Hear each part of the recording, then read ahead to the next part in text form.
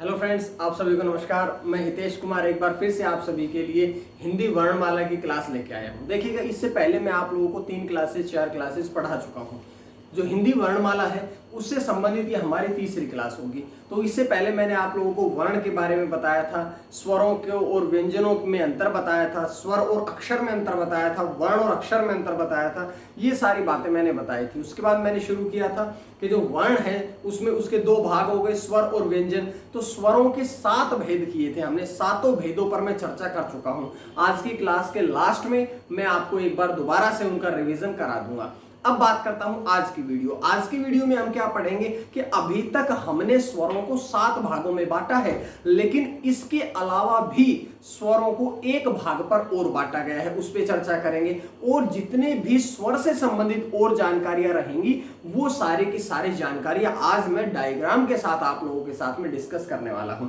अब आज की क्लास को, आज की वीडियो को शुरू करें इससे पहले मैं आपसे एक प्रश्न पूछता हूं। देखिए, हमने वर्णों को पढ़ा है, अभी तक वर्ण के अतिरिक्त हमने हिंदी में कुछ नहीं पढ़ा है। तो मैं आपसे वर्ण से संबंधित एक प्रश्न पूछता हूं कि वर्ण जो है ना, जो भाषा की सबसे छोटी लेखन के आधार पर इकाई है, इस वर्ण के ही प्रणेता कौन है? इस वर्ण के ही प्रणेता कौन है? तो ये बात आप लोग बताइए कि वर्ण के प्रणेता कौन है। एक बार सोच के देखिएगा कि जो वर्ण हमने इतने दिन से जिक्र किया है, जिसका हमने बातें करते आए हैं, हमने 2-3 क्लासेस भी वर्ण से संबंधित पढ़ी है, इस वर्ण को सबसे पहले इसके प्रणेता कहें, या इस वर्ण के जनक कहें, या इस वर्ण के जन्मदाता कहें, तो इसके जन्मदाता कौन है? या एक बात और भी आ सकती है कि ये आपको मैं आया हुआ शब्द बताता हूं कि ये जो वर्ण है इसके खोजकर्ता कौन है। तो सबसे पहली बात तो आज की वीडियो में हम यहीं से शुरू करते हैं। एक नया प्रश्न आप लोगों के सामने है कि वर्ण जो है, जो भाषा की सबसे छोटी इकाई है लेखन के आधार पर, इस वर्ण के प्रणेता कौन है, इस वर्ण के जन्मदाता कौन है, इस वर्ण के खोजकर्ता कौन है? तो बताइएगा। मैंने इससे पहले आपसे इसके बारे में चर्चा नहीं करी थी, लेकिन उन विद्वान का नाम चर्चा कर चुका हूं। तो इसके प्रणेता कहें वर्ण के, या जनक कहें, या खोजकर्ता कहें, उनका नाम है आचार्य पाणिनि। जो आचार्य पाणिनि है, आचार्य पाणिनि को ही वर्ण का खोजकर्ता, जनक या इसका प्रणेता कहा जाता है। तो ये बात आपने ध्यान रखनी। ये आया हुआ प्रश्न है, हिंदी नेट में आया हुआ प्रश्न है, जो मैं आप लोगों के सामने डिस्कस कर रहा हूं। ठीक है, अब पाणिनि जैसे ही हमारे दिमाग में आते हैं तो पाणिनि से 1-2 प्रश्न और भी बनते हैं। समाज में भी एक शब्द आता है अष्टाध्यायी। तो हम अष्टाध्यायी में भी समास करते हैं कि 8 अध्यायों का समूह करते हैं। तो 8 अध्यायों का समूह का मतलब ये होता है कि जो पाणिनि जी थे उन्होंने सबसे पहले संस्कृत व्याकरण लिखी थी। उन्हें श्रेय जाता है संस्कृत व्याकरण लिखने का। संस्कृत व्याकरण लिखने का श्रेय जो है वो किसे जाता है? वो जाता है आचार्य पाणिनि को। आचार्य पाणिनि को ये श्रेय जाता है। उसके बाद में बात करता हूं कि आचार्य पाणिनि ने अष्टाध्यायी में जो है संस्कृत व्याकरण है उसको लिखा था। तो इन्होंने कौन सी रचना लिखी थी? एक प्रश्न यहां से आ गया कि अष्टाध्यायी जो थी वो इनकी रचना थी। उसके बाद में बात करते हैं कि जो अष्टाध्यायी है, क्योंकि इसके बारे में मैं बहुत ज्यादा नहीं करूंगा, ये संस्कृत का विषय हो जाता है, लेकिन जितना हिंदी में प्रयोग करते हैं केवल उतनी सी बात समझ लीजिएगा कि जो अष्टाध्यायी है इसमें कितने अध्याय हैं? तो इसमें 8 अध्याय है। 8 अध्यायों में पूरी संस्कृत व्याकरण जो है वो उन्होंने संकलित करी है। अब एक बात और समझ लीजिएगा कि जितने भी अध्याय हैं उन सभी अध्यायों में 4 पाद कहें या पद कहें या 4 भाग कह सकते हैं कि जितने भी जो 8 अध्याय है, 8 अध्यायों में 4-4 भाग है, 4-4 पद है, 4-4 पाद है। इस प्रकार से अगर आपसे पूछा जाए कि अष्टाध्यायी में कुल कितने पाद है, कितनी संख्या है, कितने भाग है, तो कितने हो जाएंगे? 8 तो कुल अध्याय, और प्रत्येक अध्याय में कितने पाद? 4। इस प्रकार से 32 पाद पद भाग हो जाते हैं अष्टाध्याय में। तो ये आज का प्रश्न था, जिस प्रश्न से मैंने आज की जो क्लास है वो शुरू करी है। अब इस प्रश्न के बाद में ये प्रश्न समाप्त हुआ। इस प्रश्न के बाद में जो बात करूंगा मैं आपसे वो कौन सी करूंगा, क्योंकि मैंने 7 भागों में वर्णों को, स्वरों को बांट करके आपसे पढ़ा दिया है, लेकिन एक भाग और पढ़ेंगे। 7 के बाद में एक भाग और भी पढ़ेंगे जिस आधार पर स्वरों को बांटा गया है। तो 8वां भाग कौन सा है? 8वां भाग जो, इससे पहले जो 7 थे उन 7 पर भी चर्चा करूंगा सबसे बाद में। पूरी क्लास होने के बाद रिवीजन के समय। आज सिंपल सा समझ लीजिएगा कि जो 8वां भाग है वो कौन सा होता है, तो वो होता है मुख में पेशियों के तनाव के आधार पर। तो ध्यान रखिएगा कि जिह्वा पेशियां कह सकते हैं कि जो जीभ है या जो जिह्वा है, इस जिह्वा में पेशियों के तनाव के आधार पर या जिह्वा पेशियों के तनाव, जिह्वा पेशियों के तनाव के आधार पर भी स्वरों को बांटा गया है। अब इस आधार की अगर मैं आपसे बात करूं तो जिह्वा पेशियों में तनाव के आधार पर स्वरों को कितने भागों में बांटा गया है। देखिए, जब भी आप वर्ण बोलते हैं तो कुछ वर्णों को जब आप उच्चारण करते हैं तो कुछ वर्णों का उच्चारण करने में जो जीभ की पेशियां हैं, मुख की पेशियां हैं, उसमें तनाव आता है। लेकिन कुछ वर्ण ऐसे होते हैं कि जो बिना तनाव के बोले जाते हैं। तो सिंपल सी बात है कि जिह्वा पेशियों में तनाव के आधार पर जो स्वर है उन स्वरों को कितने भागों में बांटा गया है। तो सबसे पहली बात तो ये पढ़ी कि इनको 2 भागों में बांटा गया है। 2 भागों में बांटा गया। कौन कौन से 2 भाग है? तो सबसे पहला शिथिल, सबसे पहला हमारा भाग आता है शिथिल, देखिएगा। और दूसरा हमारा कौन सा आता है? सबसे पहला आ गया शिथिल और दूसरा कौन सा आता है? दूसरा हमारा आता है कठोर।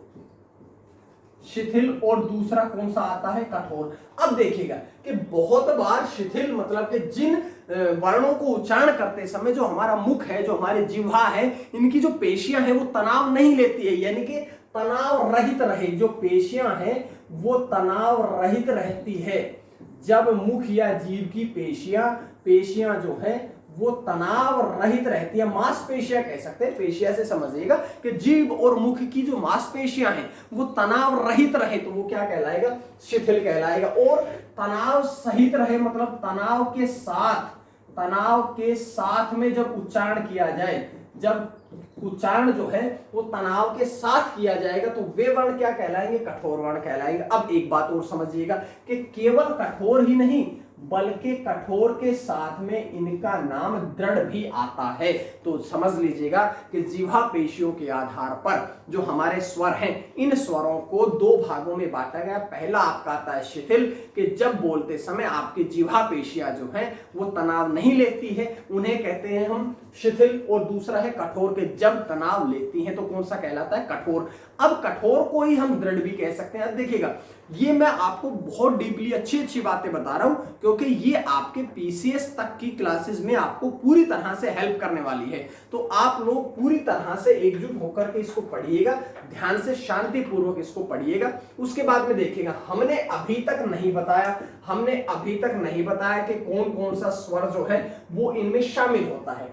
तो शिथिल की अगर मैं बात करूं आपसे, तो शिथिल में आपके 3 वर्ण आते हैं। कौन कौन से? सबसे पहले अ, उसके बाद में ई, उसके बाद में उ। ये जो हमारे 3 वर्ण आते हैं, जो जिन्हें हम ह्रस्व स्वर भी कहते हैं, केवल री को छोड़ करके सारे कहां आते हैं? शिथिल में आते हैं। दूसरी बात करता हूं कि इन 3 के अलावा जितने भी हमारे स्वर बचे हैं यानी कि सारे संधि स्वर जो हैं वो कहां पे आते हैं? ये सारे आपके आ जाते हैं कठोर में। जैसे मैं आपसे बात करूं, आ, दीर्घ ई, दीर्घ उ। अब ये तो आ गए आपके संधि स्वर में भी कौन कौन से? ये तो आ गए आपके दीर्घ स्वर। दीर्घ स्वर के बाद संयुक्त स्वर भी होते हैं, मतलब कि ए, दीर्घ ए या अय, उसके बाद में ओ और अंत में कौन सा आता है? औ।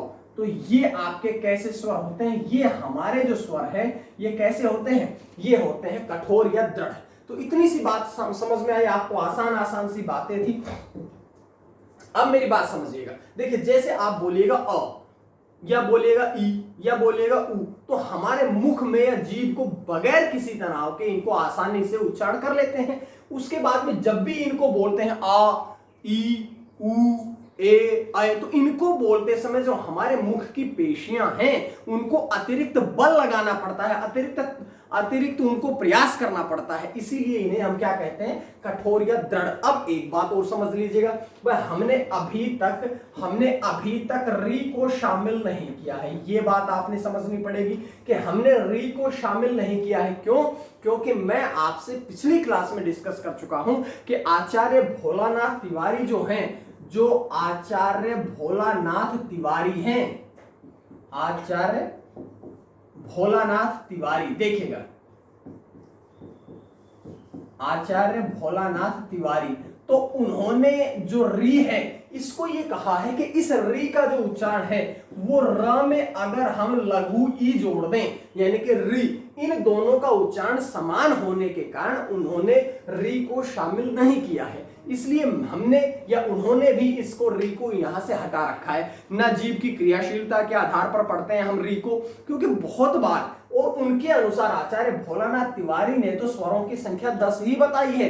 उन्होंने ये कहा कि इसका री का जो है री का लेखन रूप में स्वर होता है, सिर्फ उच्चारण के आधार पर री जो है वो स्वर नहीं होता है। ऐसा हमने नहीं कहा, बल्कि किन्होंने कहा, इन्होंने कहा है भोलानाथ तिवारी, आचार्य भोलानाथ तिवारी, जो कि बहुत ही प्रकांड विद्वान थे, उन्होंने इस बात को बताया है। ठीक है, तो मैं उन्हीं की बातें आप तक पहुंचा रहा हूं। आज की क्लास में सिंपल सी बात, आसान सी बात आपको एक बताई है कि जो पेशिया, जिह्वा पेशियां हैं, इनके तनाव के आधार पर स्वरों को दो भागों में बांटा गया। सारे के सारे स्वर, इसके जो दो भेद थे, दोनों के भेद मैंने आपके सामने लिख दिए हैं। उम्मीद है आपको यहां तक का ये समझ में आया होगा। अगर आपको ये समझ में आया है तो, अगर समझ में आया है तो एक बात और समझते हैं। जब हम अगली क्लास पढ़ेंगे व्यंजन की, देखिए अगली क्लास आपकी बड़ी लंबी होने वाली है। क्यों? क्योंकि मैं एक ही क्लास में व्यंजनों को पूरी तरह से समाप्त करूंगा, और विश्वास करिएगा ऐसे व्यंजन आपने अभी तक नहीं पढ़े होंगे। एक क्लास आपने जरूर अटेंड करनी है, अगली लंबी रहेगी, लेकिन सारे उच्चारण स्थान, सारे नए तरीके, सारे डायग्राम मैं आपको उस क्लास में बताने वाला हूं। ठीक है, उसके बाद में मेरी बात समझिएगा। जब हम व्यंजनों को पढ़ेंगे तो हम अल्प प्राण भी पढ़ेंगे, महाप्राण भी पढ़ेंगे, प्राणत्व के आधार पर, वायु के आधार पर भी पढ़ेंगे, घोषत्व के आधार पर भी पढ़ेंगे, नाद, कंपन, ये सारी बातें हम पढ़ने वाले हैं। तो उस समय हम पढ़ेंगे तो ये बात भी हम पढ़ने वाले हैं, ये बात भी हम पढ़ने वाले हैं कि अल्प प्राण, महाप्राण, सघोष, अघोष। तो समझिएगा, जो मैं स्वरों की बात कर रहा हूं, ये सारे के सारे स्वर, सभी स्वर जो हैं वो क्या होते हैं? सभी स्वर जो हैं आपके होते हैं अल्प प्राण। क्या होते हैं? सभी स्वर कहलाते हैं अल्प प्राण, यानी कि इनको बोलते समय वायु कम मात्रा में बाहर निकलती है, ऐसा। दूसरी बात है कि सभी स्वर जो हैं वो आपके सघोष भी होते हैं, क्योंकि मैंने आपके सामने सारे स्वर समाप्त किए हैं। तो उन स्वरों से संबंधित दो प्रश्न और भी आपसे पूछे जा सकते हैं कि सभी स्वर जो हैं वो कैसे हैं, अल्प प्राण है या महाप्राण? तो अल्प प्राण है। आपसे पूछा जा सकता है कि सभी स्वर सघोष है या घोष है? तो आपने बताना है कैसे है, सघोष है, और या सघोष को ही घोष कहते हैं। अब एक बात और समझिएगा कि ये बातें भी मैंने नहीं कही है, ये बात किन्होंने कही है? तो ये बात कही है आचार्य कामता प्रसाद गुरु। ये जो बातें मैं आपके सामने लिख रहा हूं, ये सारी बातें किन्होंने बताई है? ये कही है कामता प्रसाद गुरु ने। कामता प्रसाद गुरु ने ऐसा कहा है, कामता प्रसाद गुरु के द्वारा ये बातें कही गई है। मतलब ये कि मैं सिंपल सी आपको बात बता रहा हूं, मैं आपको सारी वो बातें बताऊंगा जो विद्वानों ने कही है। क्योंकि आजकल के आप गूगल को आप देखेंगे, आजकल के यूट्यूब पे इतने चैनल्स होते हैं, आजकल की पुस्तकें जो है वो इतनी ज्यादा आ गई है कि वो कुछ का कुछ लिख देते हैं। लेकिन मैं आपको सिंपल सा, आपको जो विद्वान हुए हैं उन सभी विद्वानों की बातें आप तक पहुंचा रहा हूं। ठीक है, तो ये सारी बातें अगर मैं आपसे कहूं कि किसने कहा है सभी स्वर अल्प प्राण होते हैं, तो ये कहा है कामता प्रसाद गुरु ने। मैं आपसे कहूं कि सारे स्वर जो हैं वो सघोष होते हैं, ये बात किसने कही है? तो ये बात किसने कही है? कामता प्रसाद गुरु ने। तो ये सारी बातें थी जो मैंने आपको यहां से बताई हैं। अब मेरी बात और समझिएगा, अगर आप यहां से समझ गए हैं तो 3-4 प्रश्न मैं आपको और बताने वाला हूं जो केवल किससे संबंधित है? जो केवल और केवल स्वरों से संबंधित है। अब मेरी बात सुन लीजिएगा कि आपके सामने एक प्रश्न आता है कि अमात्रिक स्वर कौन सा है? अमात्रिक स्वर कौन सा है? तो समझिएगा, आपसे पूछा जाता है कि अमात्रिक स्वर कौन सा है? अमात्रिक स्वर कौन सा है? तो देखिएगा, यहां से आप मेरी बात समझो, यहां से हिंदी जो भाषा है वो आपको ये बताती है कि आप यहीं से हिंदी को समझ जाइए। अमात्रिक, अमात्रिक यानी कि मैं अमात्रिक को ऐसा कह सकता हूं कि अ तथा मात्रिक।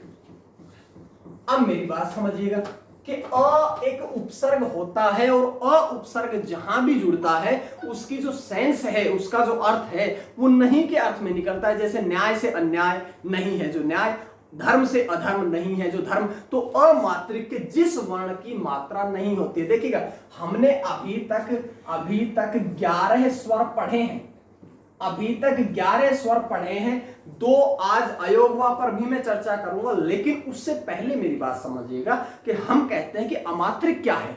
अमात्रिक के जिस स्वर की मात्रा नहीं होती है, जिस स्वर की मात्रा नहीं होती है उसे क्या कहते हैं, अमात्रिक। अब मेरी बात समझो, 11 स्वर कौन कौन से हैं, तो 11 स्वरों की अगर मैं आपसे चर्चा करूं तो सबसे पहला हमारा स्वर क्या होता है, अ। उसके बाद कौन सा होता है, आ। उसके बाद में दीर्घ और लघु दोनों ई आती है, उसके लघु उ, दीर्घ उ, री, ए, आय, ओ, ये सारे के सारे हमने 11 के 11 स्वर पढ़ लिए हैं। अब मेरी बात सुनिएगा कि इनकी अब हम, ये तो हुआ है हमारे 11 स्वर, ये तो हुए हमारे 11 स्वर। संख्या की बात कर रहा हूं मैं बात कर रहा हूं संख्या की।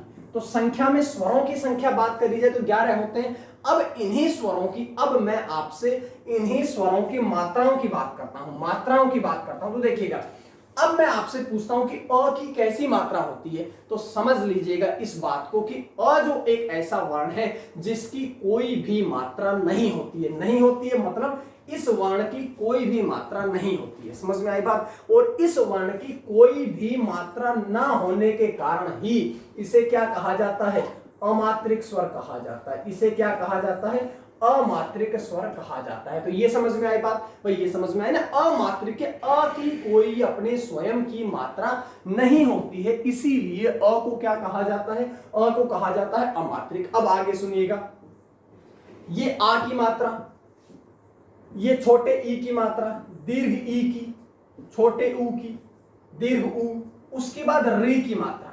री की मात्रा सदैव किसी वर्ण के नीचे इस प्रकार से लगती है, समझ में आई। उसके बाद में ए की मात्रा एक, ऐ की मात्रा, ओ की मात्रा, औ की मात्रा। तो समझ में आई कि नहीं। अब मैंने आपसे क्या कहा कि स्वरों की संख्या कितनी है, 11 है, लेकिन मैं आपसे पूछता हूं अब बताइएगा कि मात्राएं कितनी है, मात्राओं की संख्या कितनी है। मात्राओं की संख्या कितनी हुई, 10। 10 क्यों हुई, क्योंकि हमारी जो अ की मात्रा थी उसकी तो होती ही नहीं है, इसीलिए एक प्रश्न और भी तैयार होता है आपका। पहला प्रश्न तो तैयार हुआ अमात्रिक का।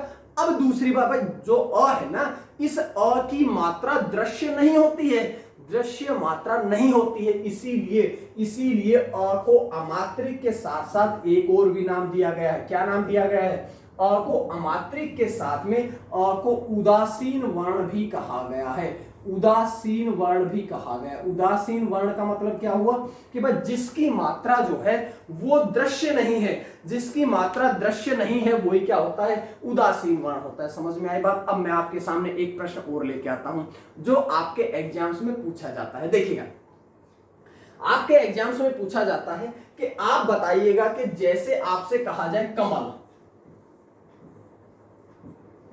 क्या कमल में सभी में अ की ही मात्रा है, अ की ही मात्रा है, तो अ को क्या कहेंगे, अमात्रिक। अब आपसे प्रश्न पूछा जाता है कि अमात्रिक शब्द की पहचान करें, अमात्रिक शब्द की पहचान करें। तो अमात्रिक जो शब्द है, अमात्रिक शब्द का मतलब यही तो होता है कि जिस वर्ण में अ की मात्रा हो तो अमात्रिक वर्ण है, लेकिन जो शब्द केवल और केवल अ की मात्रा के ही मेल से बनता है वो क्या कहलाता है, अमात्रिक शब्द। जैसे आपके पिछले प्रश्न में आया था, एक पूछा जा चुका प्रश्न है कि कलरव आपका पूछा हुआ प्रश्न है। जैसे आपसे कहे पल पल, तो इस प्रकार के शब्द जो केवल और केवल अ की मात्रा से निर्मित होते हैं वो क्या कहलाते हैं आपके, वो आपके कहलाते हैं अमात्रिक शब्द। वर्ण बनेगा तो अमात्रिक वर्ण, शब्द बनेगा तो अमात्रिक शब्द। यहां से उम्मीद है आपको ये बात समझ में आई होगी। अब देखिएगा अ जो है ना, वो अ से हमारे बहुत से प्रश्न बनते हैं। जैसे मैं आपके सामने लिखता हूं, मान लीजिएगा अ।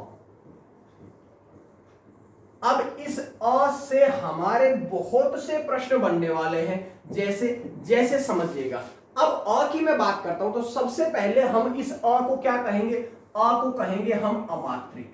अभी आपसे बताया है, सबसे पहले अ को क्या कहेंगे, अमात्रिक। दूसरी बात, इसी अ को हम क्या कहेंगे, अभी अभी बताया है कि इसे हम कहेंगे उदासीन वर्ण। उदासीन क्यों कहेंगे, क्योंकि इसकी मात्रा जो है वो दृश्य रूप में नहीं होती है। अब एक बात समझिएगा कि जो अ है, क्या इसका उच्चारण स्थान कहाँ है, इस अ का उच्चारण स्थान कहाँ है, तो अ का उच्चारण स्थान होता है कंठ, क्योंकि जो पिछली क्लास थी उसमें मैं आपसे बता चुका हूं कंठ कहे या कंठ कह सकते हैं, तो इसका उच्चारण स्थान कहां पे होगा, कंठ होगा। उसके बाद समझिएगा, अगर मैं आपसे अल्प प्राण महाप्राण की बात करूं तो अ कैसा रहेगा, अभी अभी बताया था कि कामता प्रसाद गुरु के अनुसार सारे स्वर कैसे होते हैं, सारे के सारे जो स्वर होते हैं वो कैसे होते हैं, वो आपके अल्प प्राण होते हैं। ये बात भी आपको समझ में आई। और कामता प्रसाद गुरु का नाम आते ही आपको एक प्रश्न और भी समझ में आना चाहिए कि सारे जब हमने प्राणत्व के आधार पर अ को पढ़ लिया है तो इस अ को हमने घोषत्व के आधार पर भी तो पढ़ना है।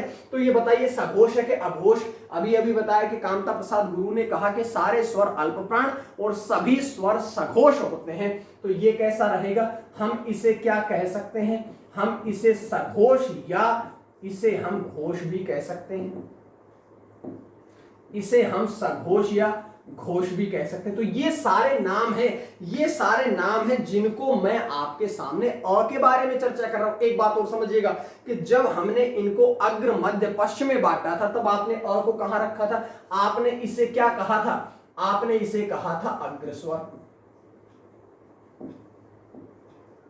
आपने इसे कहा था मूल स्वर। मूल स्वर या मूल स्वर कोई हम कहते हैं ह्रस्व स्वर, ह्रस्व स्वर कोई क्या कहते हैं लघु स्वर, मतलब ये छोटा स्वर। ये सारे के सारे नाम किसके हैं, ये अ के हैं। अब मैं आपसे बात करता हूं कि अग्र मध्य पश्चिम में बांटा था तो आपने अ को कहां रखा था, मैंने आपसे कहा था कि सबसे पहला स्वर कौन सा है अ, तो अ कहां पे आएगा, मध्य में आएगा। मतलब जो अ है वो हमारा कैसा स्वर है, अ हमारा हो गया मध्य स्वर भी है। और मध्य से ही एक प्रश्न आपका पिछले एग्जाम्स का कि केंद्रीय स्वर कौन सा होता है, भाई केंद्र का मतलब क्या होता है, केंद्र का मतलब होता है बीच में, और बीच का मतलब क्या होता है मध्य। जब ये मध्य स्वर है तो क्या मैं अ को ही केंद्रीय स्वर भी कह सकता हूं कि नहीं, भाई केंद्रीय स्वर भी कह सकता हूं कि नहीं, तो अगर कह सकता हूं तो इस अ को ही हमने क्या कह दिया, इसे हमने कह दिया केंद्रीय स्वर। और बताइए क्या कहेंगे इसे, एक बड़ा इंपॉर्टेंट प्रश्न पीसीएस का प्रश्न कि आपके पूछा गया था कि अक्षरिक ध्वनि कौन सी है, तो अ जो है इसे हम एक और नाम देंगे, क्या देंगे, इसे हम कहेंगे अक्षरिक ध्वनि, कि केवल जो अक्षर के द्वारा ही व्यक्त की जाती है उसे हम क्या कहते हैं, अक्षरिक ध्वनि कहते हैं। तो ये सारी बातें थी, ये सारे प्रश्न हैं। केवल अ से संबंधित देखिएगा आपके कितने प्रश्न बनते हैं, केवल अ से संबंधित आपके कितने सारे प्रश्न बनते हैं। देखिएगा यहां से कितने प्रश्न बने, 1 2 3 4 5 6 7 8 9, 9 के साथ में 2 नाम ये भी है, यानी कि आपके 10-11 प्रश्न जो हैं वो केवल और केवल कहां से बन जाते हैं, केवल और केवल आपके अ से ही बन जाते हैं। तो इस प्रकार से आप एक बार इसका स्क्रीनशॉट ले लीजिए अगर आप लेना चाहें, बाकी आपको डेली इसी प्रकार से मैं क्लासेस देता रहूंगा, ठीक है। अब मेरी बात सुनिएगा, अ से संबंधित बातें हो गई, केवल अ ही थोड़ी पढ़ना है हमने तो आगे और भी चर्चा करनी है। और अगर आपको याद हो तो मैंने आपसे पिछली क्लास में कहा था कि ये जो क्लास रहेगी आपके लिए बहुत इंपॉर्टेंट रहेगी, एक चीज मैं आपको क्लियर करते हुए जा रहा हूं, बहुत आराम से पढ़ा रहा हूं, ठीक है। तो ये हमने केंद्रीय स्वर पढ़ लिया, उसके बाद एक अच्छा सा प्रश्न और समझिएगा, उसके बाद एक बड़ा शानदार सा प्रश्न मैं आपके सामने लेके आता हूं। उसके बाद एक हमारा प्रश्न होता है कि आपसे पूछा जाता है कि आगत स्वर कौन सा है। देखिएगा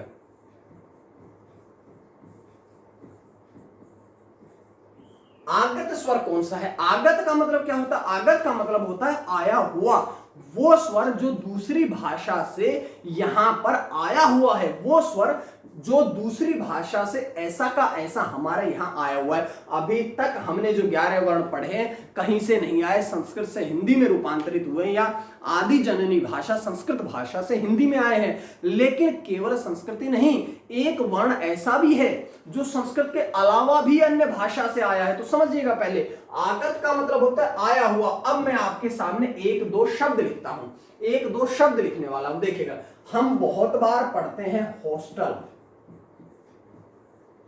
हम बहुत बार पढ़ते हैं क्या, हॉस्टल। हम बहुत बार पढ़ते हैं ऑस्कर, पढ़ते हैं कि नहीं, इस प्रकार के शब्द पढ़ते हैं। हम पढ़ते हैं हॉस्पिटल, हम पढ़ते हैं ऐसे बहुत से शब्द होते हैं, हॉस्पिटल। हम पढ़ते हैं डॉक्टर। तो अब मैं आपसे एक बात कह रहा हूं कि इन सभी में एक चीज कॉमन है। क्या चीज कॉमन है? कि इनमें जो लगा स्वर है वो स्वर कॉमन है। मतलब कि इन सभी शब्दों में अगर मैं आपसे दिखाना चाहूं तो एक स्वर है जिसका ना जो हम लिखते हैं ओ की तरह, आ नहीं, बल्कि इसके ऊपर, आ के ऊपर केवल चंद्र लगाते हैं। केवल क्या लगाते हैं? केवल चंद्र लगाते हैं। चंद्र जो अर्धचंद्र जैसा होता है, केवल अर्धचंद्र जो अर्धचंद्र की तरह है, इसे हम लगाते हैं। ये बात समझ में आई होगी। और अगर आई तो देखिएगा, आ के ऊपर में केवल अर्धचंद्र लगाते हैं। ये जो वर्ण होता है, ये जो स्वर होता है, इसे हम कहते हैं आगत स्वर। अब देखिएगा, ये लिखा आ की तरह जाता है लेकिन बोला ओ की तरह जाता है। जैसे हम कहते हैं हॉस्टल, हॉस्टल कोई नहीं कहता, हॉस्टल कहते हैं। ऑस्कर कोई नहीं कहता, ऑस्कर कहते हैं। हॉस्पिटल कोई नहीं कहता, हॉस्पिटल कहते हैं। डॉक्टर तो कह देते हैं लेकिन वो कहने के लिए है, लेकिन वास्तविकता में इसको डॉक्टर होता है। समझ में आई ना बात? तो ये एक ऐसा, केवल यही नहीं, बहुत से ऐसे हिंदी में शब्द हैं जिनमें हम इस वर्ण का प्रयोग करते हैं। ये बात आपको समझ में आनी चाहिए। और अगर आपको समझ में आई बात तो मेरी बात समझिएगा कि ये जितने भी वर्णों का मैंने आपके सामने प्रयोग किया है, इन सारे वर्णों का मैंने आपके सामने प्रयोग किया है, तो ये कौन सी भाषा के हैं? देखिएगा, हॉस्टल लिखते हैं तो HOS ऐसे करके लिखते हैं, ऑस्कर OSC, हॉस्पिटल HOS, और ऐसे ही डॉक्टर DOC। मतलब ये सारे जो शब्द हैं हिंदी के तो है नहीं, ये कौन सी भाषा के हैं? तो ये सारे के सारे जो शब्द आपके हैं, ये आपके सारे के सारे शब्द कौन सी भाषा के हैं? ये आपके अंग्रेजी भाषा के हैं। तो मतलब कि जो आपका ओ वर्ण है, जो आपका आगत वर्ण है, ये केवल और केवल कौन सी भाषा में प्रयोग किया जाता है? अंग्रेजी भाषा के शब्दों के साथ में इसका प्रयोग होता है। समझ में आई होगी इतनी बात? अगर इतनी मेरी बात समझ में आई तो मैं आपसे एक प्रश्न और भी पूछता हूं। क्या पूछता हूं? कि जो आगत स्वर है, आगत का मतलब है आया हुआ। आया हुआ मतलब कि जो विदेश से, विदेशी भाषा से ऐसे के ऐसे हिंदी में आ गया है, उसे आगत कहा है। लेकिन मैं आपसे पूछूंगा कि विदेश से आए हुए वर्णों को तो विदेशी वर्ण भी तो कहते हैं। मतलब अगर विदेशी कहते हैं तो इसे हम, इसके साथ साथ, आगत के साथ साथ इसे हम विदेशी स्वर भी कहेंगे कि नहीं भाई? जो विदेशी मतलब जो विदेश के आए हुए हैं, ऐसे ही हम विदेशी जब कहेंगे तो इसे हम विदेशज भी नाम कहेंगे।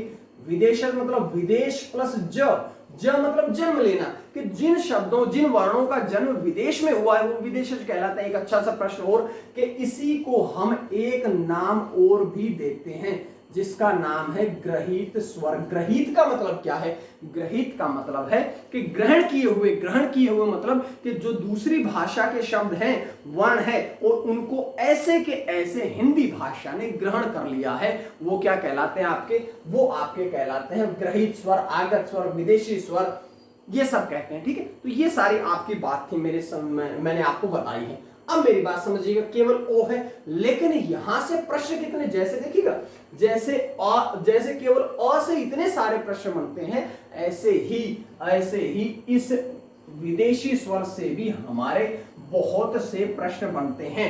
एक एक करके उन सभी प्रश्नों पर मैं दोबारा से चर्चा करता हूं। देखिएगा, सबसे पहले तो मैं बात करता हूं, यह है ओ, यानी कि जो अर्धचंद्र वाला वर्ण है, इसे हम क्या कहते हैं? इसे हम कहते हैं केवल और केवल क्या? आगत स्वर। अब इसे हम क्या क्या और भी कह सकते हैं भाई? इसे हम आगत स्वर कहेंगे सबसे पहली बात। इसे हम विदेशी स्वर कहेंगे दूसरी बात, अभी बताई थी। विदेशी कहें, या इसे हम उसी के साथ साथ लिख देता हूं कि इसे हम विदेशी के साथ साथ में विदेशज भी कह सकते हैं। अब ये बात बताई, उसके बाद में तीसरी बात मैं आपसे कह सकता हूं कि अभी बताई थी कि इसे हम ग्रहित स्वर भी कह सकते हैं। भाई कह सकते हैं कि नहीं? तो ग्रहित स्वर भी कह सकते हैं। अब केवल ये तो मैंने बात अभी तक बता दी थी। अब मैं आपसे आगे चर्चा करता हूं कि जो दूसरी भाषा के हैं वो क्या कहे जाते हैं। क्या कोई ऐसा वर्ण भी है जिसे हम मेहमान स्वर कह दें? मेहमान, भाई मेहमान स्वर भी कौन सा रहेगा? मेहमान स्वर जो है वो भी हमारा ओ ही रहेगा। क्यों रहेगा? क्योंकि मेहमान स्वर का मतलब ये होगा, मेहमान का मतलब क्या होता है कि जो हमारे घर पर जिनका मूल घर हमारा नहीं है बल्कि जो दूसरा घर उनका मूल है, लेकिन हमारे पास कुछ समय के लिए आते हैं। तो आप ऐसा समझिएगा कि ओ वर्ण जो है उसको हम क्या कहेंगे? मेहमान स्वर भी तो कहेंगे, मेहमान स्वर भी तो कहेंगे। अब मैं आपसे बात करता हूं इसकी, अगर हम बात करना चाहें ओ की कि ये अग्र मध्य पश्चिम में कहा जाएगा। हालांकि 11 वर्ण है, आपके लिए बहुत रहेंगे वो, उसके बाद कभी यहां से ऐसा प्रश्न नहीं पूछा जाता है कि अग्र मध्य पश्चिम में बांटिएगा। लेकिन फिर भी अगर आपसे एग्जामिनर पूछता है तो इसे हम कहां रखेंगे? इसे हम रखेंगे भैया पश्च स्वर में। समझ में आई कि नहीं बात? भाई अ को अना, ओ को कहां रखेंगे? अ नहीं, अ तो मध्य था, अ तो केंद्रीय था। अब मैं बात कर रहा हूं ओ की। ओ क्या कहलाएगा? हमारा कहलाएगा पश्च स्वर। आसान सी बात है। उसके बाद में अगर हम विव्रत संव्रत के आधार पर भी बांटना चाहें तो विव्रत, संव्रत, अर्ध संव्रत, अर्ध विव्रत मैंने बताया था मुख खुलने के आधार पर। तो इसे हम क्या कहेंगे? इसे हम कहेंगे अर्ध विव्रत स्वर। विव्रत का मतलब ध्यान करिए क्या था? विव्रत का मतलब था कि जिन वर्णों को बोलते समय पूरा मुंह खुलता है, आ बोलते पूरा मुंह खुल गया, लेकिन हमने कहा कि अर्ध विव्रत। अर्ध विव्रत का मतलब आधा मुख खुलता है, क्या कहलाता है? ओ। ये एक विदेशी स्वर है। उसके बाद में अब आप ओ को बोलते हैं। ओ, आपके ओष्ठ ने कैसी शेप बनाई? आपके ओष्ठ ने कैसा आकार बनाया है? तो ये कैसा वृत्तमुखी है कि नहीं? भाई वृत्तमुखी, अवृत्तमुखी मैंने बताया था। वृत्तमुखी जब आपके ओष्ठ वृत्त गोला सा बनाते हैं क्या कहलाते हैं? वृत्तमुखी कहलाते हैं। लेकिन जब आपके मुख गोला नहीं बनाते हैं, ई तो क्या कहलाता है? अवृत्तमुखी कहलाता है कि नहीं? तो मैं इसे क्या कहूं? इसे हम वृत्तमुखी कहेंगे या अवृत्तमुखी? तो गोला बनाते हैं ओष्ठ, इसलिए इसे हम क्या कहेंगे? इसलिए इसे हम कहेंगे वृत्तमुखी वर्ण। समझ में आई? तो केवल हमारे इतने सारे प्रश्न कहां से तैयार हो जाते हैं? इतने सारे जो प्रश्न हैं वो आपके केवल और केवल कहां से तैयार हो गए? इस विदेशी वर्ण से, ओ से आपके तैयार हो गए हैं। ठीक है, तो ये सारी बातें थी जो मैंने आपको यहां से बताई है। उसके बाद छोटी सी एक जानकारी और देखिएगा। उसके बाद में मैं आपसे चर्चा करता हूं एक प्रश्न, ये मैं अच्छे लेवल के प्रश्न बता रहा हूं आपको। एक प्रश्न आता है आपका, विलुप्त स्वर क्या होते हैं?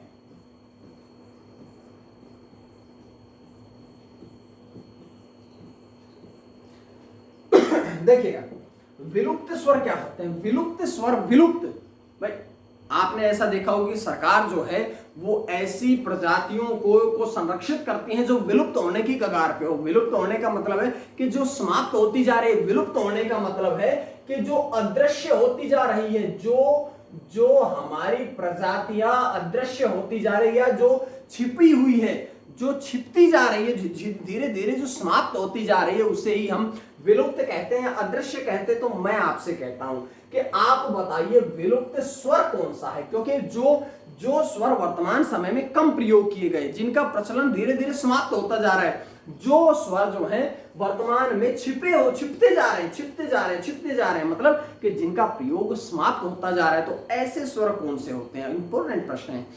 ऐसे मैं आपको दो स्वर बताता हूं, तो देखिएगा। ये क्या लिख दिया? ये मैंने लिखा है दीर्घ री, और एक आपका होता है री। ये दोनों जो है ना, ये दोनों भी स्वर हैं, ये दोनों भी स्वर हैं जो वर्तमान में हिंदी में प्रयोग नहीं किए जाते। इनका प्रयोग जो है अब हिंदी भाषा में नहीं होता है। हिंदी भाषा में दीर्घ री का प्रयोग नहीं होता है। हिंदी में जो री का प्रयोग होता है वो आपका ऐसा वाला होता है। ये बात आपने समझनी है। इसका प्रयोग होता है, इस वर्ण का प्रयोग हिंदी में वर्तमान में हो रहा है। ऋषि, ऋण इनमें होता है, लेकिन ये जो वर्ण है इसका प्रयोग नामात्र होता है। नामात्र का मतलब ये है कि दोनों का उच्चारण मूर्धा होता है, री का भी दीर्घ री का भी, लेकिन ये वर्ण वर्तमान में हिंदी में प्रचलन में है। ये वर्ण मात्र केवल और केवल दीर्घ संधि के अलावा हिंदी में इसका प्रयोग ना ही होता है। मतलब कि हिंदी से लगभग विलुप्त हो चुका है, लगभग विलुप्त हो चुका है। तो इसे हम क्या कहेंगे, इसे हम क्या कहेंगे, इसे हम कहेंगे फिर विलुप्त स्वर। दूसरा लृ, लृ का प्रयोग वास्तव में हिंदी में नहीं होता है। इसका इन दोनों का प्रयोग कहां पर होता है, तो इन दोनों का प्रयोग, इन दोनों वर्णों का जो प्रयोग है वो संस्कृत भाषा में, संस्कृत भाषा में होता है। संस्कृत भाषा जो आपकी है उस संस्कृत भाषा में इन दोनों वर्णों का जो प्रयोग है वो अभी भी होता है, यानी कि संस्कृत भाषा में इनका प्रयोग होता है वर्तमान में। इसलिए इनको हमने, हिंदी से तो विलुप्त हो गए ना, तो इसलिए हमने आप इन दोनों को क्या कह दिया, विलुप्त स्वर कह दिया। समझ में आई होगी। आज मैं बहुत ही अच्छे प्रकार से धीरे धीरे सारा मैटर आपको बता रहा हूं। ये सारी वो चीजें हैं जो मैं आपको क्लास में भी नहीं बताता हूं। ये सारी आपकी वो चीजें हैं जो मैं आपको हिंदी क्लास जब आपको ऑफलाइन पढ़ाता हूं, ये तो ऑनलाइन छोड़िए, जब आपको ऑफलाइन पढ़ाता हूं तो ऑफलाइन में भी ये चीजें नहीं बताता हूं, वो सारी चीजें मैं आपको बता रहा हूं। अब एक बात और समझ लीजिएगा, इसके बाद में एक वर्ण आता है विकसित स्वर। एक अच्छा प्रश्न, एक प्रश्न आपका और भी आता है कि विकसित स्वर,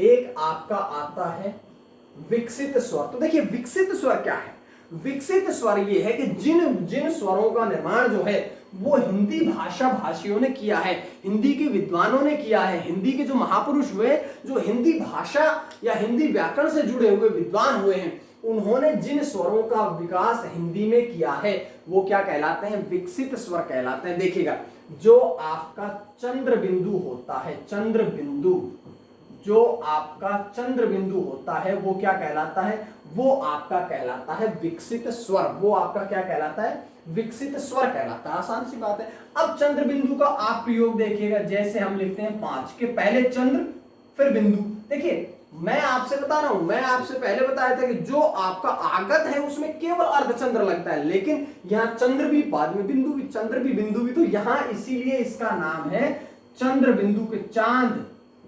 इस प्रकार के शब्दों में चांद, भाई चंद्र पहले चंद्र अर्धचंद्र उसके ऊपर बिंदु लगा दिया, तो इसीलिए तो इन्हें हम चंद्र बिंदु कहते हैं। अब मेरी बात समझिएगा, भाई हिंदी भाषा जो है उसकी मूल जननी भाषा कौन सी है, संस्कृत भाषा है। सभी भाषाओं की जननी कौन सी है, संस्कृत भाषा है। वेद भाषा कौन सी है, संस्कृत भाषा है। सबसे प्राचीनतम भाषा कौन सी है, संस्कृत भाषा है। सबसे परिनिष्ठित, सबसे जो संस्कारी भाषा है वो संस्कृत भाषा है। और हम जो हिंदी बोलते हैं वो हिंदी भी संस्कृत से ही पुरानी परिवर्तन होती आई। हालांकि हम ये कहेंगे निकली उससे है, अपभ्रंश से है, शोषणी अपभ्रंश से निकली है, ये मैं सबसे पहले क्लास में बता चुका हूं आपको।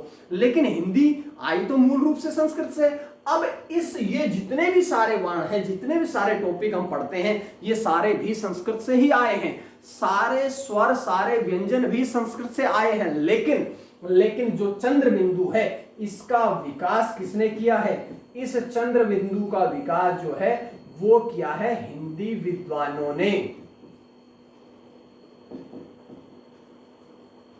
इसका जो विकास है वो हिंदी विद्वानों ने इसका विकास कर लिया है। तो इसीलिए इसे हम क्या कहते हैं, इसलिए इसे हम विकसित ध्वनि कहते हैं, चंद्र बिंदु कहते हैं। तो ये इसका प्रयोग, इस चंद्र बिंदु का प्रयोग संस्कृत में नहीं होता है। ये बात भी आपने समझनी है कि जो आपकी संस्कृत भाषा है, संस्कृत भाषा में प्रयोग इसका होता है कि नहीं, इसका प्रयोग नहीं होता है। ये बात भी आपको समझ में आई। अरे आई कि नहीं समझ में बात। अब ये सारी बातें हैं, ठीक है। तो ये सारी बातें थी जो कि मैंने आपको यहां से बताई है। तो ये एक आपका विकसित स्वर आपका नया समझ में आया, विकसित स्वर है ये आपका नया समझ में आया। उसके बाद देखिएगा, उसके बाद में मैं आपको दो इंपॉर्टेंट बातें और बताऊंगा। सबसे पहली है अयोगवाह और उसके बाद में सभी स्वरों का आपका उच्चारण स्थान। बड़ी इंपॉर्टेंट बातें बता रहा हूं आज मैं आपको, बड़ी शानदार और बड़ी इंपॉर्टेंट बातें वो सारी है जो मैंने आपको अभी तक क्लास में भी नहीं पढ़ाई। उसके बाद देखिएगा मैं बात करता हूं इसके आगे, क्योंकि अभी तक हमने स्वरों की संख्या 11 पढ़ी है, वास्तव में 11 होती है। व्यंजनों की संख्या मूल रूप से 33 होती है, बाद में 39 वो सारी बातें हम 46 से 52 तक का सफर जो है कुल वर्णों का 44 से 52 तक का सफर है वो हम बाद में करेंगे। पहले हमने 11 वर्णों को 11 स्वरों की चर्चा करी। अब दो और क्या होते हैं, तो दो हमारे हम पढ़ते हैं अयोग वाह। तो समझिएगा, अब मैं आपसे बताने वाला हूं अयोग वाह। अयोग वाह का मतलब क्या है, अयोग वाह का मतलब क्या है। तो देखिए, अगर मैं आपको ये समझाना चाहूं तो आप इसको टुकड़ों में बांट करके पढ़ेंगे, आप इसको खंडों में बांट करके पढ़ेंगे, आप इसको अलग अलग भागों में बांट करके पढ़ेंगे तो शायद आपको अच्छे समझ में आएगा। तो मैं आपसे बता रहा हूं कि अयोग वाह को हम ऐसे कह सकते हैं कि अयोग और अंत में क्या कह दे वाह। कह सकते हैं कि नहीं, अरे कह सकते हैं कि नहीं। तो भाई अब मेरी बात सुनिएगा, विचारधाराएं हैं दो विचारधाराएं हैं विद्वानों की, दोनों विचारधाराएं मैं आपके सामने रखता हूं। आधे विद्वान या कुछ विद्वान ऐसा मानते हैं, कुछ विद्वान ऐसा मानते हैं कि अ का मतलब है बिना या रहित। मैं आपसे पहले बताया अ उपसर्ग लगता है, अधर्म अन्याय, ये सारी बातें मैं आपको बता चुका हूं। आ मतलब बिना, योग मतलब जोड़, और वाह का मतलब होता है वहन करना। भाई अ मतलब नहीं, योग मतलब जोड़, वाह मतलब वहन करना। मतलब कि जो वास्तव में स्वरों में शामिल नहीं होते हैं लेकिन उनका वहन करते हैं, उनको स्वर जो है वो शामिल करके उनके योग को, उनके जोड़ को वहन करते हैं स्वर, वो क्या कहलाते हैं, अयोग वाह। कुछ विद्वान, ये तो पहली। दूसरी परिभाषा है, दूसरी जो आपको साहित्य से परिचित कराऊं तो देखिएगा, दूसरे विद्वान ऐसा कहते हैं कि अयोग वाह, कि जिन स्वरों में अ का योग शामिल रहे, अ का योग सदैव शामिल रहे, जिनमें अ का योग जो है वो शामिल रहे, वही क्या कहलाते हैं, अयोग वाह कहलाते हैं। मैं आपसे बात करता हूं कि इनकी संख्या कितनी है। इन दोनों की संख्या होती है, ये दो होते हैं, कौन कौन से, सबसे पहला अंग, दूसरा क्या होता है अ। इनकी संख्या कितनी हुई, इनकी संख्या हुई दो।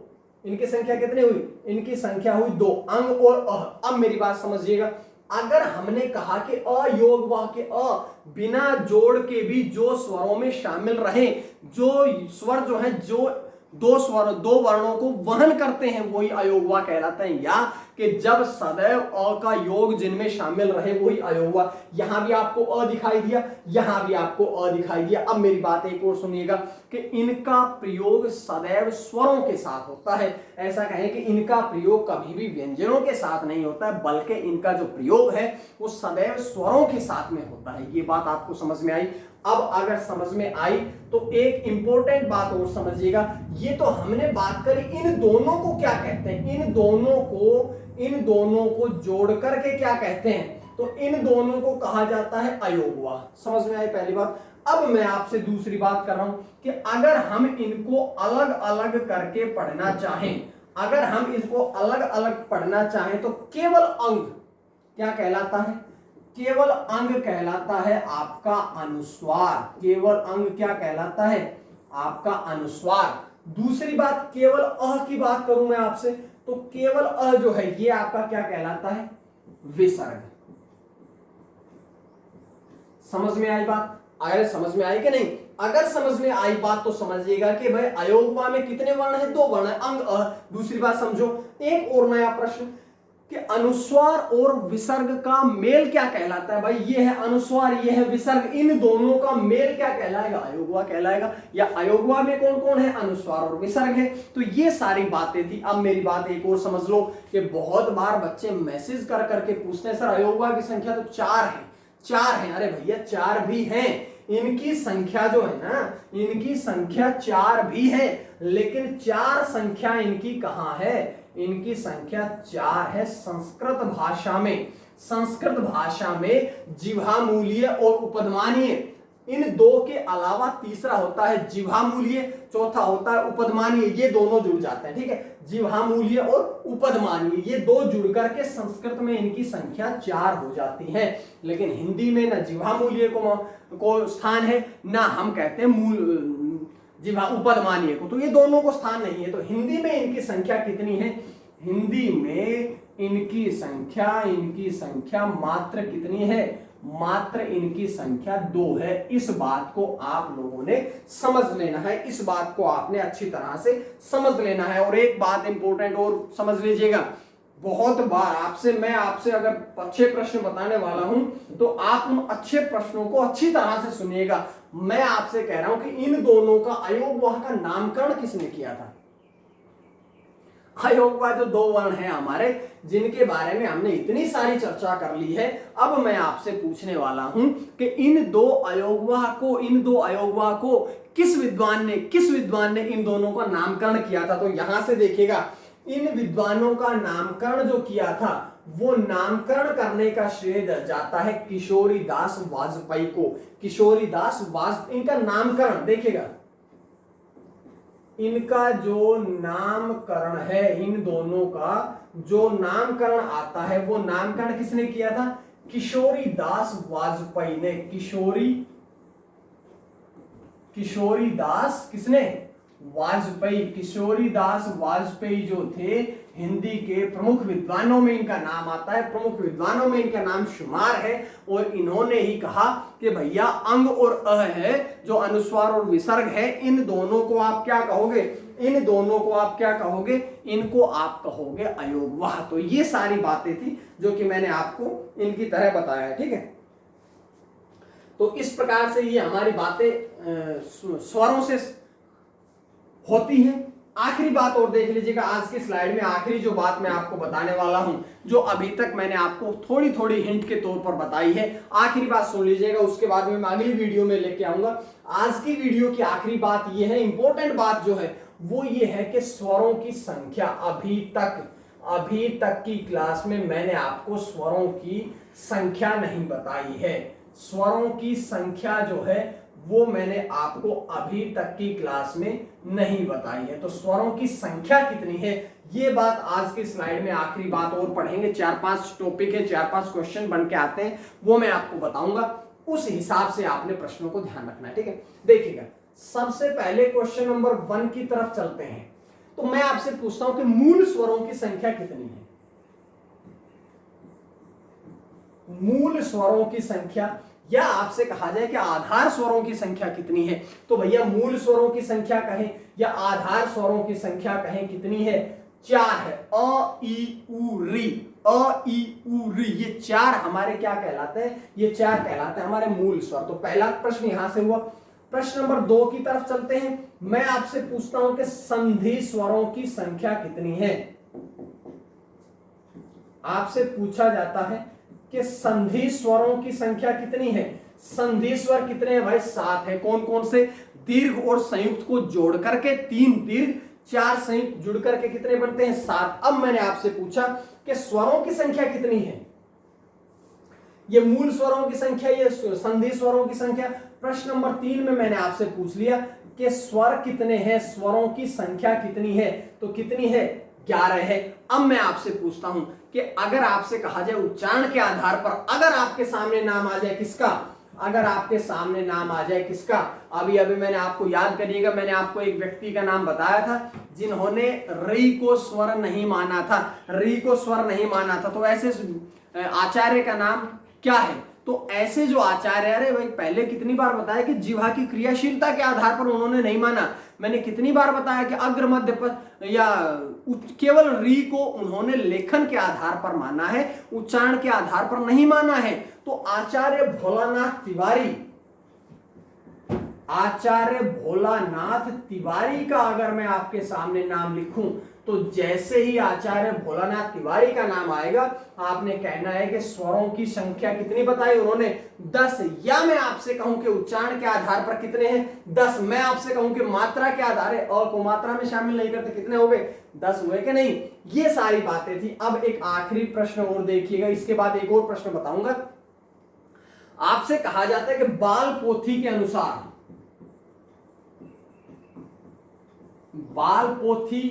अनुसार स्वरों की संख्या कितनी है? बाल पोथी के अनुसार, बाल पोथी मतलब कि जो बच्चे पढ़ते हैं, जो बच्चे शुरुआत में जो रीडिंग करते हैं जिस बुक से, उस बुक में स्वरों की संख्या कितनी बताई गई है?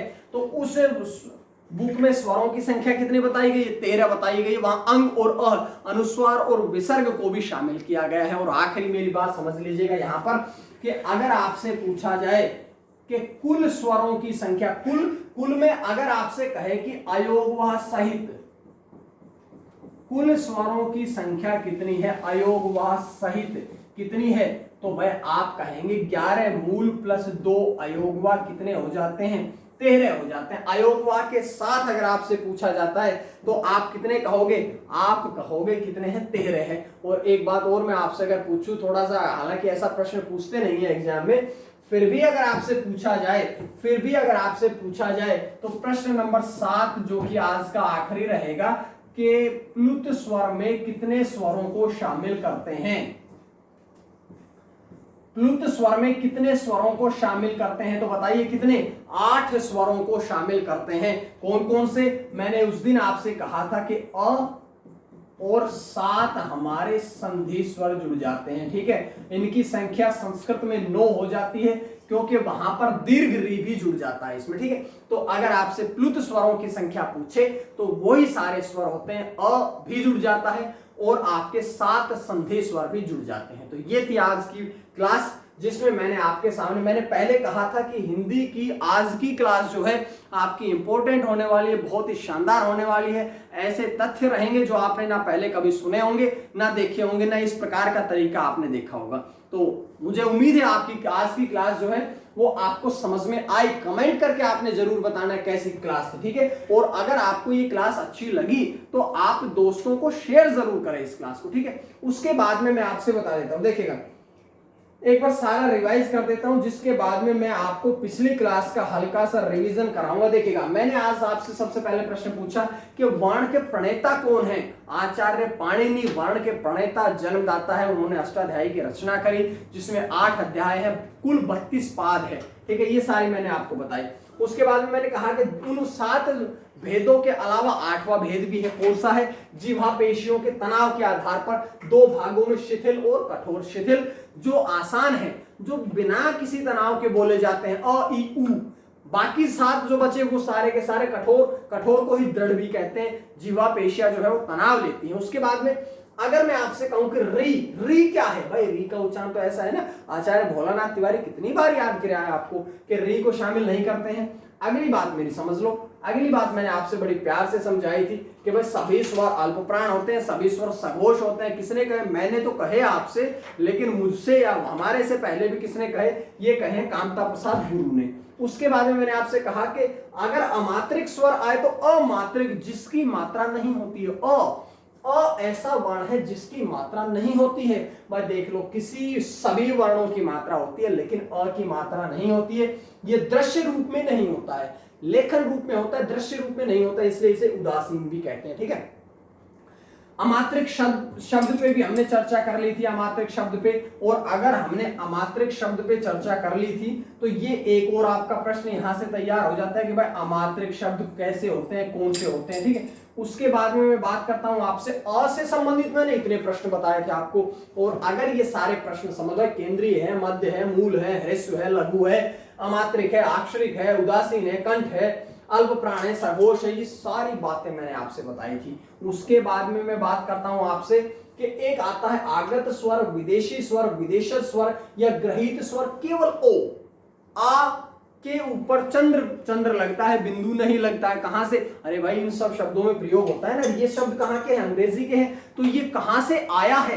कहां से आया है? ये अंग्रेजी भाषा से आया हुआ प्रश्न है, ठीक है। उसके बाद में मैं आपसे चर्चा करी थी मैंने आपसे कि भाई ओ को ही व्रतमुखी कहते हैं, आगत कहते हैं, विदेशी कहते हैं, ग्रहित कहते हैं, मेहमान कहते हैं, अर्धविव्रत कहते हैं, पश्च स्वर कहते हैं। इतनी सारी बातें बताई थी। उसके बाद में मैंने कहा था विलुप्त स्वर कौन से? जो अदृश्य हैं, जो अदृश्य है, जो अदृश्य होते जा रहे हैं, जो छिपते जा रहे हैं, सारे आपके विलुप्त स्वर कहलाते हैं। दीर्घ री और री दोनों ही आपके ये अदृश्य में, विलुप्त में आते हैं। उसके बाद मैंने कहा था विकसित स्वर कौन से है? केवल चंद्र बिंदु है, कि जो चंद्र प्लस बिंदु क्या कहलाता है हमारा? विकसित। क्यों? क्योंकि इसका विकास जो है केवल हिंदी के विद्वानों ने किया है, संस्कृत में इसका प्रयोग नहीं है।